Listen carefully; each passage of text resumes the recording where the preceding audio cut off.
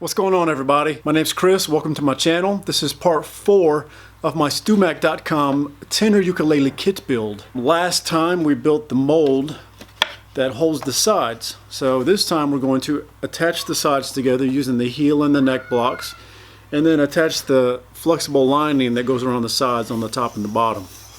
So let's get started. Okay, so here are the sides, and these are the neck and heel blocks. So these go like this. One goes there, and the other one goes there, and that holds the sides together. I've got a couple of concerns that I want to address, but first, before I do that, let me put some parchment paper down, just so that whenever I glue these together, glue squeeze out does not come out and glue the sides to the mold. I don't have any wax paper, which I would typically use, so all we have is parchment paper. It's coated with silicone instead of wax. I'm just going to make sure these seams line up with the center mark on the mold. Alright, so about those concerns. The first one has to do with the heel and neck blocks. The instructions say that these blocks are the same size and shape, so it doesn't matter which one goes where. But these are actually a little different. One of these is thinner than the other one. So you can see here the one on your left is thinner. You can see that they're both profiled on the bottom to match the curve of the sides. It looks like this one was contoured through the outside veneer. But whatever. I'm going to choose the thicker one for the neck block and the thinner one for the heel block. The other concern has to do with the height of the sides. This side here is about a 16-inch higher than this side here. On the top side, this one is higher than this one. They're not perfectly the same size. And before I actually glue these in, the instructions say to make sure that they're not taller than the side. You can see they are just slightly proud of the side, so I need to trim some off. It says that it would be easier to do it now than after when they're glued in. So the only thing here is that this side is a 1/16 of an inch higher than this side. So I'm going to trim the block down to the level of the lower side. Alright, I just took it to the bandsaw and cut to my pencil line. So now it's even with this side. So I will have to sand off that extra height on that side. If I don't sand it off, my problem is when I go to join, say, the back or the top, when I join them together, it's going to match up to this side, but there'll be a gap, like a 1/16 inch gap between the top and this side. And I don't want to just clamp that out. I want the sides to be perfectly level all the way around so that this has an even plane to join to. And I really apologize if none of that makes sense. I hope it does. Okay, so this is the dry run. So now I've got to take all the clamps off and start over with glue. The one thing the plans do say to check with the mold is to make sure that the mold is holding the sides up 90 degrees to the board, and when I check, it's 90 degrees all the way around. So no problems there. Now I'm ready to go. Got my glue brush, clamps. I got some warm water to try to clean up some of the glue. Alright, here we go.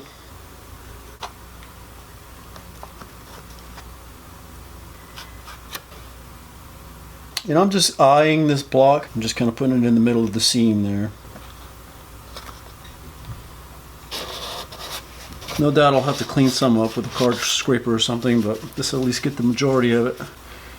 Now I got to do the other side.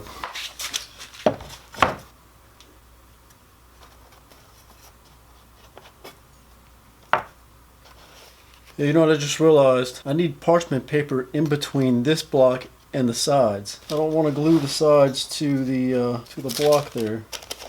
I'm going to quickly undo this side, quick, and then come back. Guess I needed to plan ahead a little bit more. Okay, it's almost starting to stick. So, just act like that never happened. I realized that whenever I was squeezing on this and glue came through the seam and got onto the block, I thought, there's no way it's gonna not glue to the block, and hope I got it all the way down. Alright, then quickly come back over on this side and get this clamped up before it starts tacking up too much.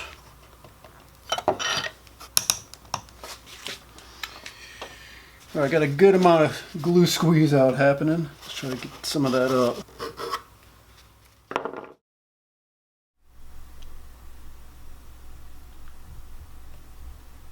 Alright, so that was just a little bit stressful.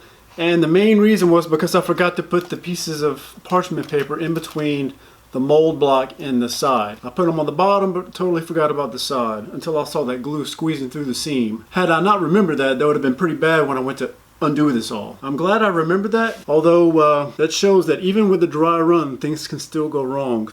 That wasn't the most stressful glue up I've ever had in my life. I've had a lot of those, but having to undo something that you've already clamped down, that's never that much fun because you gotta go quick.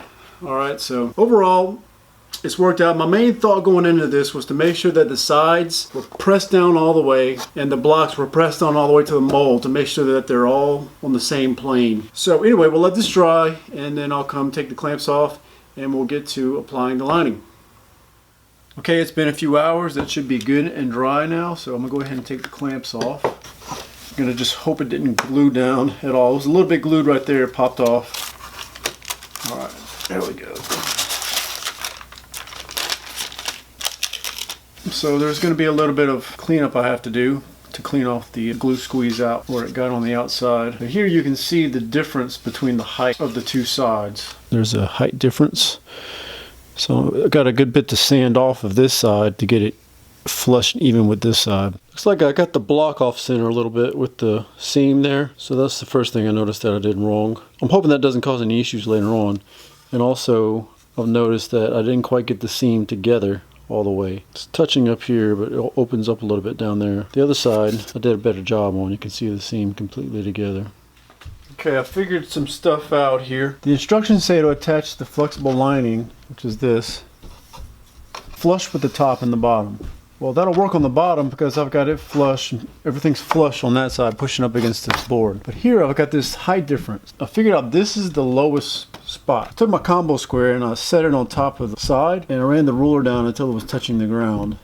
Sorry, until it was touching the mold. So I've got no space, no gap between the mold and the ruler. But if I move it over here, I can freely swing the combo square. It's not touching. And then if I go down here, same thing all the way around. And then even on this side, it's not touching, not touching. But now it's touching and sitting on the mold. So I feel like before I put the linings, that all of this would have to be even, like on the same height all the way around, so that the top's not crooked or something like that. I mean, it's only about a 1/16 of an inch. Still, it's kind of making me want to make it right before I put the linings on. So I may do some work on the sides before I attach the linings just to make sure they're all exactly the same height all the way around. All right, so what I did was took an 80 grit sandpaper disc. I have a stick here that's flat and I have that paper there, and I just made sure to keep this stick on 2 points of the sides at all time.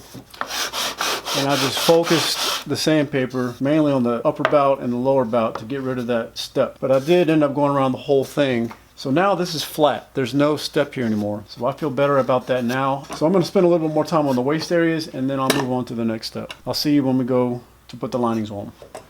Here's the linings. There's a darker side and a lighter side. It doesn't say which side to put down in the instructions, but looking at the pictures, it looks like this side is facing inside the ukulele. So I'm gonna glue this side down. So I have some clothespins I got from Home Depot. I'm gonna go ahead and do the dry run. It says you should need about 12 clothespins per side, so we'll see. Stuff bends pretty easy. Just trying to make it flush with the sides. Well, there's 12. Looks like I need a few more. I've got 50 of them here, so I'm going to go ahead and put as many as I can that I can fit to make sure I get a good glue bond. So yeah, 25 will be plenty. So let me get the other side done and I'll come back to you.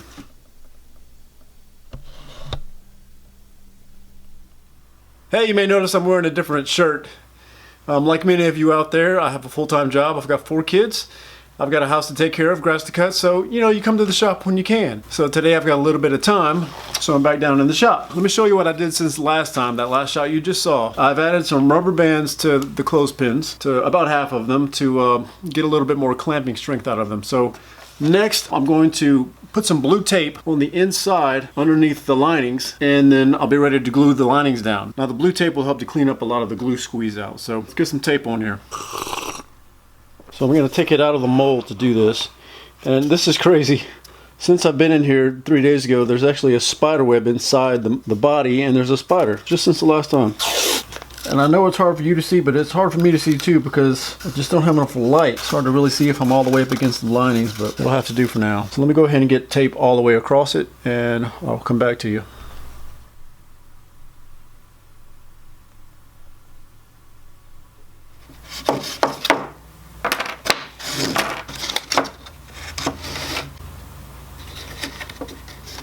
Alright, so I think I've got a plan. I'm gonna try it out.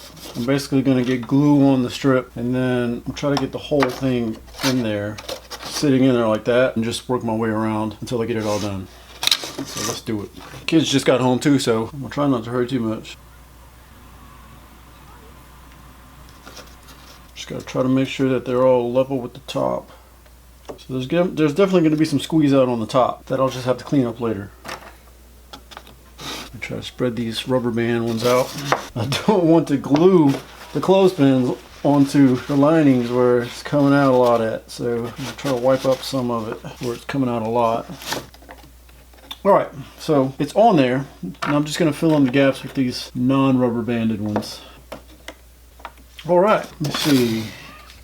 No doubt there's going to be some cleanup involved because I couldn't get the tape exactly all the way up touching the linings all the way around. It's just too hard to see and too hard to get done perfectly. Alright, so you can see there, the blue tape, there is a little bit of squeeze out, so I'm going to go ahead and get the tape up. I know some more will squeeze out, but like I mentioned, I'll just have to come back and clean up later. This will at least get the majority of the thick squeeze out.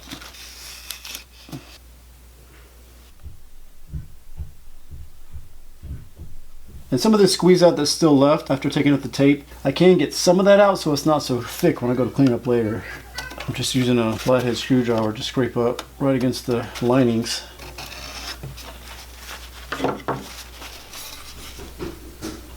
Alright, so I got one side done. I'm going to go ahead and do the other side and then I'll come back to you when I'm done. Alright, so off camera, I went ahead and did all the rest of them. So you can see I've got one whole side down here, and the other side I had gluing, so I'm ready to take the clothespins off.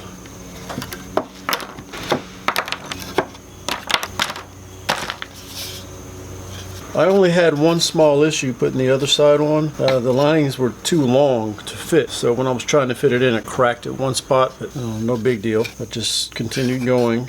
I had to cut a little bit off of this end, but it worked out.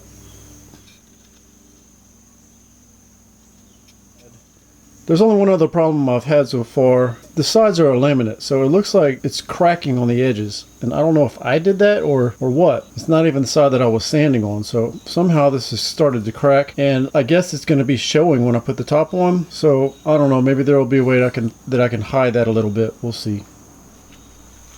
Okay, so the next step is to sand down the edges and to sand the linings so that they're even and flush all the way around. So to do that, it says to take some 80 grit sandpaper and put it on a flat piece of wood that reaches all the way across and you can sand. Home Depot didn't have 80 grit, they had 100 grit, so that's what I have. And all they have was these thin strips. Two of them looks like it'll work.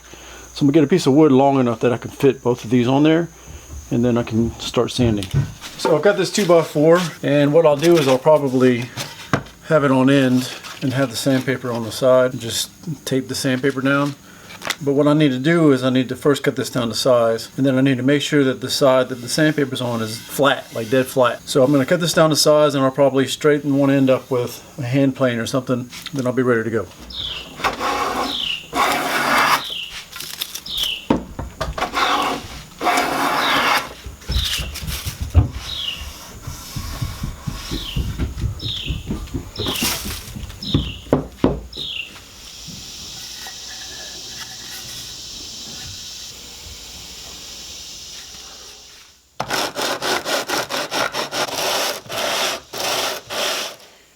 I've got to sand until these are flush, there's no glue left, and then the neck block and the heel block have to be level with the edges of the sides as well. So I got to do this on both sides. So one thing that says you can do is to mark pencil line on the edges of the linings, and then you'll know how far you've sanded or that you've gotten all the surfaces whenever the pencil marks are gone.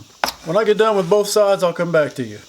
You can see here what's happening. Some more of that laminate is breaking off and I'm not sure really how to prevent it entirely. I'm trying not to tilt the sanding block as I go. I'm trying to keep it perfectly level, but inevitably I'm ending up with some of this.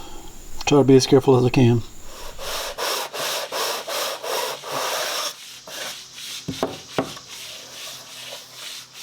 Alright, that's going to do it for today. Everything looks pretty good. It's all sanded flush with the sides. I just kept going until the pencil marks were gone and everything looked like it had been touched. I guess I'm ready for the next step, which is to actually attach the back and the soundboard, which will involve some fitting. I'll have to make sure they fit with the braces. I'll have to trim some of the linings away and stuff like that. So thank you for watching.